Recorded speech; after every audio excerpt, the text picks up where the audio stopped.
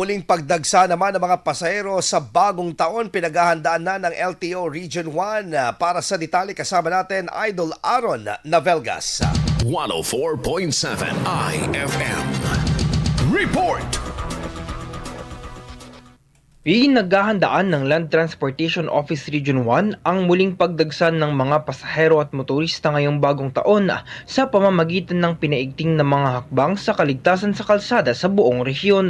Sa kabila ng deklarasyon ng long weekend at patuloy na pag-uwi ng mga biyahero sa kani-kanilang mga lalawigan, tuloy-tuloy ang sinasagawang roadside inspection at inspeksyon sa mga terminal ng pampublikong sasakyan sa ilalim ng Oplan Biyaheng Ayos Pasko 2025. Layunin ng mga operasyong ito na matiyak ang maayos na kalagayan ng mga sasakyan at ang kahandaan ng mga tsoper upang maiwasan ang aksidente at masiguro ang ligtas at maayos na biyahe ng publiko.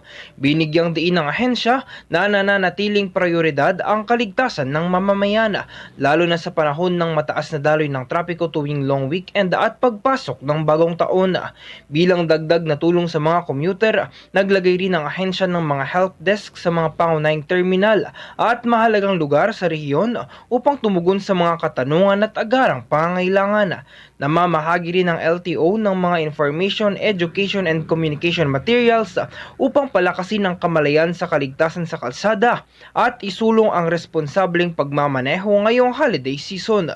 Kasama mo sa IFM News Dugupan, Idol Aaron Navelgas sa TAC IFM. IFM News. IFM News. IFM News.